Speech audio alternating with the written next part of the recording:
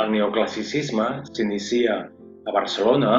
amb aquest edifici que ara comentarem, la Llotja, de 1775, de Joan Soler Faneca, que era la casa de la Junta de Comerç, que va ser com la resurrecció, tot i que amb estatuts diferents del que havia sigut la Llotja de Mar, una institució medieval que va escriure un codi marítim molt important i de transcendència mundial. I, de fet, dins d'aquest edifici, que de fet és una carcassa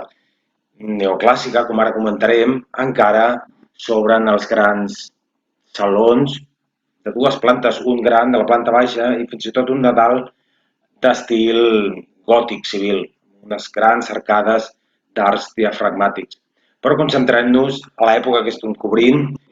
el neoclassicisme doncs, sorgeix també per una nova ètica,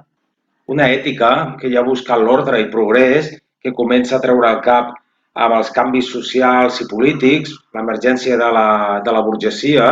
que està ja desplaçant a l'aristocràcia i fins i tot a les monarquies que estaven associades amb l'exageració, amb el dispendi, que també portaven de la mà el barroc i l'estètica fins i tot més exagerada encara del rococó. Aquest ancient règim que també comporta l'abandonament de la cosa pública, se feien grans palaus als reis i als nobles, però tenien les ciutats força abandonades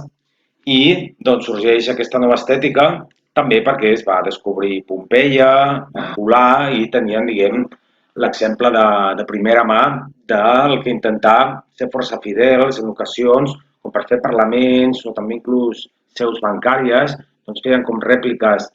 dels temples romans amb una sèrie de columnes i el típic frontó, però en ocasions es desviaven del que seria una còpia fidedigna del que havien sigut els grans temples que també in situ els tenien a Roma, tot i que força degradats, o també en altres indrets de l'imperi romà o de l'eximperi romà, com la famosa Maison Carrée, que era un temple ben conservat, i altres temples que s'havien conservat també a tot el nord d'Àfrica, al Pròxim Orient, però en altres ocasions, com deien, van agafar els elements més notables i característics de l'arquitectura greco-romana, com són, sobretot, les columnes amb els seus com 4 o 5 ordres, això vol dir dòric, jònic, corinti, i afegiríem toscà i compost, que és com una barreja de les volutes del jònic amb la fulla de cant del corinti,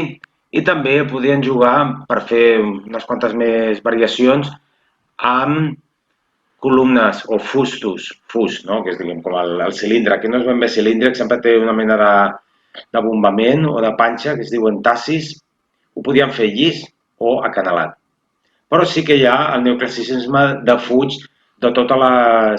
les variacions imaginatives que en ocasions fins i tot estaven inspirades en l'autèntic món romà, com folrar columnes amb mosaic, que hi ha un bon exemple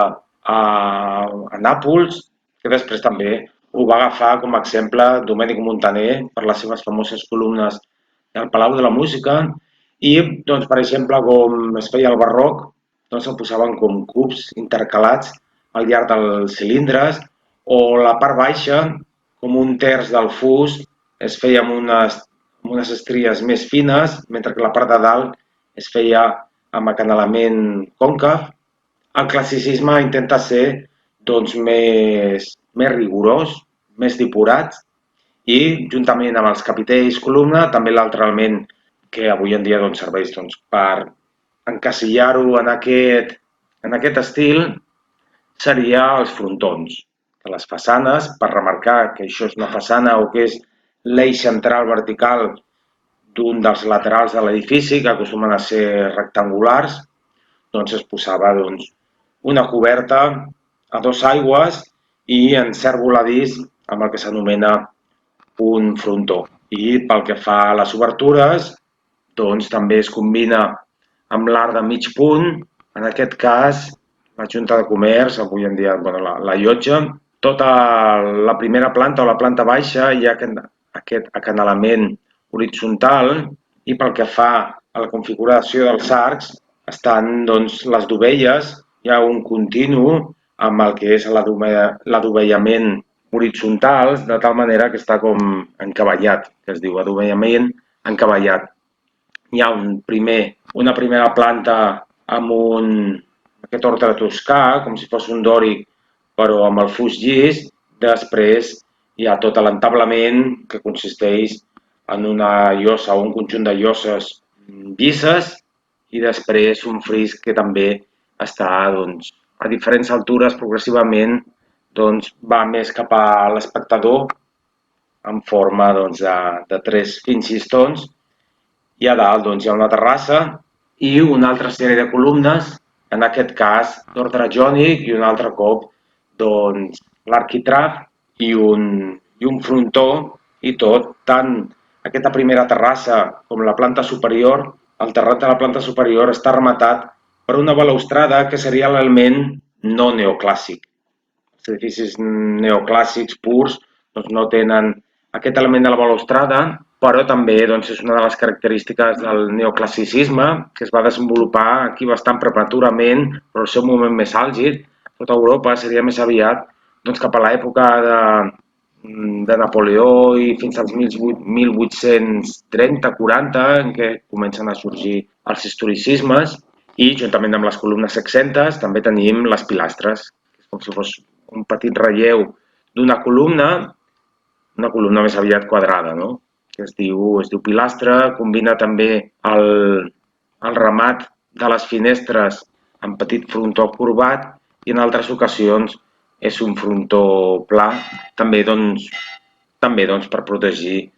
a la finestra inferior doncs, de l'entrada de l'aigua. I bé, es completaria el que és una gran mostra d'arquitectura neoclàssica, la més gran de Barcelona, en una ciutat doncs, que ja havia perdut la seva capitalitat administrativa, perquè recordem, des del 1714 doncs, s'havien abolit la Generalitat, s'havia abolit, i ja amb anterioritat la monarquia no residia a Barcelona, hi havien hagut aquest seguit d'unions de corones i havien anat a parar doncs, a Madrid, però sí que gràcies a la revifalla econòmica, que ja comença doncs, a manifestar-se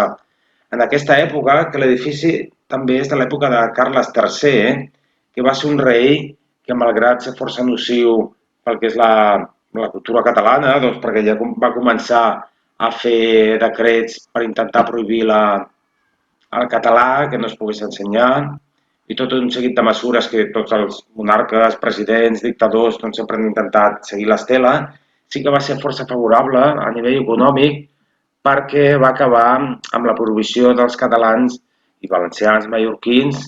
els antics regnes de la corona d'Aragó, o territoris, de comerciar directament amb Amèrica, que abans era un monopoli de Castella, i això doncs, va ajudar doncs, a la transformació, creixement de la ciutat, i amb ell doncs, d'una nova fisonomia, com podem veure amb aquest edifici, i igualment amb l'edifici que estem ara veient, que és la Reial Acadèmia de Medicina, que com la llotja té un gran interior, no en aquest cas, però la llotja sí, escultures, també d'aquest estil neoclàssic o escalinates. Aquí hi ha un petit amfiteatre amb una mena de taula altar central on feien les disseccions, perquè això doncs, va ser com l'escola, la Universitat de Medicina. Avui en dia, doncs, des que van fer l'Hospital Clínic ja no ho és, però sí que encara conserva doncs, aquest estatus de Reial Acadèmia de Medicina, i com poden llegir en aquesta placa, doncs també és d'aquesta època, de finals del segle, ja doncs la segona meitat del segle XVIII, és encara doncs, més antic que l'edifici de la llotja que acabem de veure, tot i que encara doncs, té certes influències barroques, manca doncs, de pòrtic amb columnes, sí que consta doncs, d'un frontó molt remarcable, i en general aquestes superfícies, els plens, el que no és finestra ni porta, simplement llis, ja no hi ha floritures o els marcs de les finestres com en certs ombros que feien, o els capitells doncs, com més elaborats, tot és més rigorós, depurat, que és la filosofia que comportava o la ideologia que comportava el neoclassicisme, també molt adient doncs, pel que es dedicava a aquest edifici, que era un lloc d'aprenentatge dels metges que no volien distreure's doncs, amb decoracions inútils i bé, doncs, també per una òptima il·luminació tenim la finestra central de la primera planta, just damunt de la porta, molt generosa i tot seguint la tradició, malgrat aquests canvis estilístics que estem veient des del primer capítol dedicat a l'arquitectura romana i després amb el romànic, gòtic, sempre veiem que pels edificis nobles, públics, per perdurar, s'utilitzava la molt noble i duradora pedra de Montjuïc, la sorrenca.